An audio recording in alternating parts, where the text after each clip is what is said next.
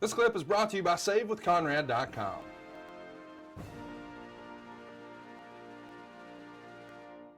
Well, Kurt, we're coming off Final Resolution, which we covered in the archives a few weeks ago. So listen, make sure you take a listen to that one.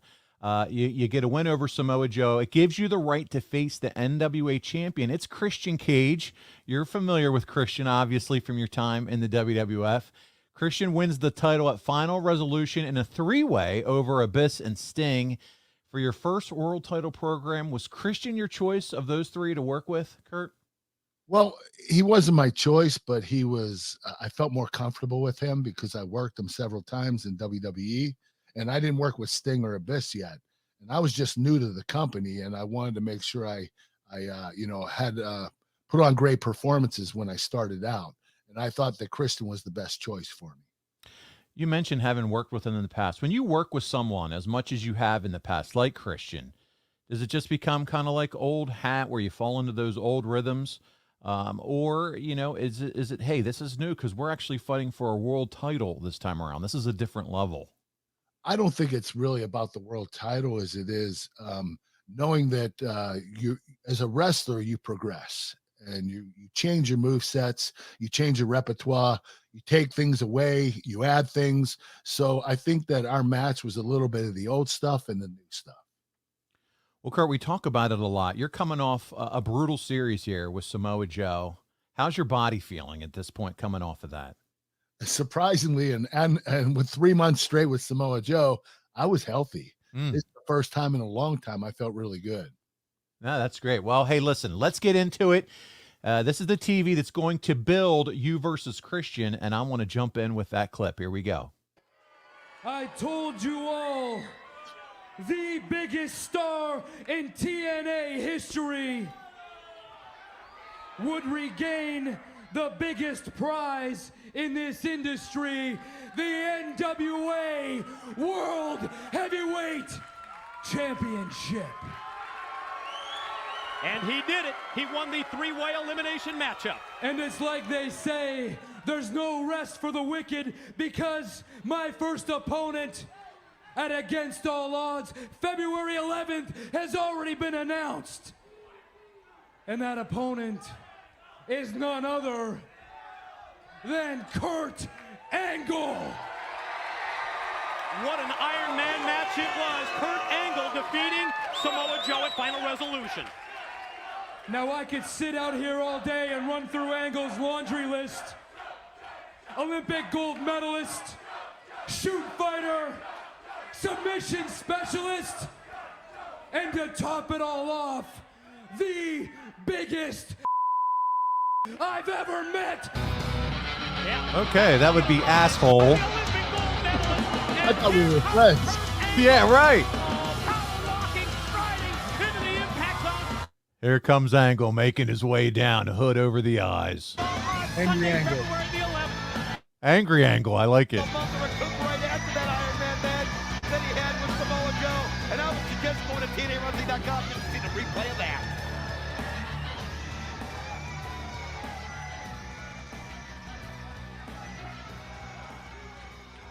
You better watch who you're calling an especially when your bodyguard / life partner isn't here to back you up. Wow, life partner. Didn't You know know what? that. You don't need to worry. Shut up! I'm not finished. For the next 3 weeks, I want you to take that title home with you. I want you to shine it up. I want you to take it to bed with you. Because at this pay-per-view, that's right, I'm gonna take this right from you, and it's gonna go home with me, and it's gonna be up on my mantle right next to my Olympic gold medal. There's not a damn thing you can do about it. Oh, spit in his face. Just That was spit improvisation. right in the champion's face, sending a message. I was supposed to do a big hawker, but I did like a small one because I respected him so much. Wow. That's what makes you and I champions. Confidence. But the one thing that separates us is the fact that I know how to channel my emotions. Something that you don't know how to do. And you see, Kurt, oh, hold on a second. I also know that to beat a guy like you, I need to get inside your head. I need to know what makes you tick. So I've taken the liberty of acquiring the services of a consultant. I'm the champion, you shut your damn mouths. What's the story on this? Acquiring the services of a consultant? Someone, Kurt, someone, and this person, they think just like you. This person wrestles just like you. This person is intense just like you. And this person, like me, and for good reason, can't stand you. Looking for outside help for this championship match. All right. I'll bite. Who is it? You spit in my face and you think I'm just gonna tell you who it is? You know what? Unlike you, since I'm such a nice guy, if you pay close attention what's going on here, maybe, just maybe, I'll drop you a hint or two. Who is it? Is it Goldberg? Goldberg. Well, you can see Angle's intrigued at this point. Is it Brock Lesnar? Brock Brock Lesnar. Lesnar. Goes the big Well, gun. it doesn't matter. Because if you try to press my buttons, it worked. Oh! They just went right at it! Oh, look at this. Oh, he suplexed him right on his head. Look at that release German suplex by the Olympic gold medalist. Oh, yeah. He pushed his buttons all right. He went for the ankle lock. Oh, Angle almost had him. And look at Christian Cage bail.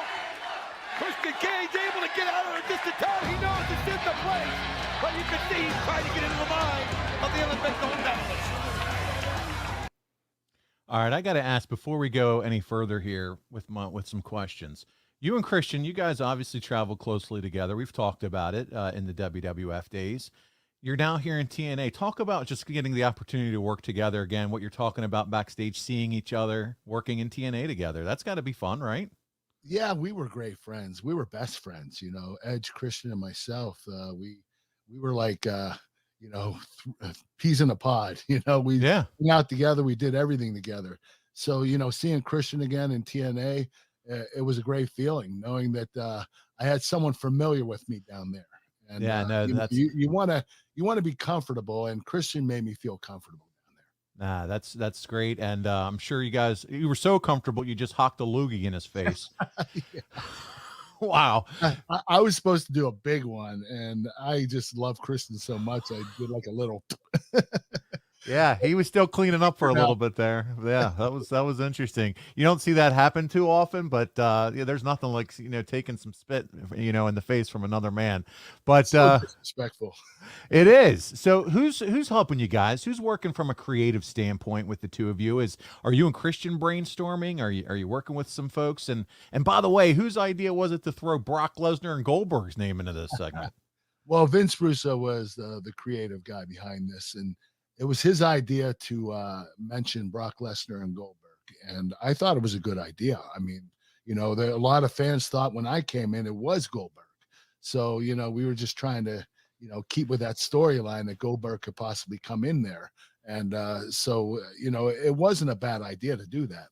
And here we sit 15 years later, and both guys are, showing up this month at the Elimination Chamber. So there you go. Well, it's reported in the Observer it's going to be Scott Steiner, which it is. Do you know what the backstory to bringing Steiner back into this role was? Had you heard about that at all? No, I didn't hear about it, but I was really happy there was Scott Steiner. He was a great amateur wrestler in the past, incredible pro wrestler. I was a big fan of his, and I was excited about working with him. Well, listen, talk about two guys that weren't excited about what happened. Supposedly, Goldberg and Lesnar find out about this, and they're hot about it. Did they ever mention any of this to you down the road or at the time? No, they didn't, but I don't understand why they would be so hot. I mean, this is publicity. They were free agents at the time. Anytime someone talks about a wrestler and not in a negative way, it's always good publicity. Yeah, when I read that and saw that in the research, didn't really make a whole lot of sense to me. But who knows? Who knows what's going on 15 years ago in their minds? But I guess they were a little peeved. Well, there's also talk in the Observer that Ken Shamrock was considered for the spot, but nothing happened with that. Would you have been more interested in working with Ken compared to Scott, or did that make a difference to you?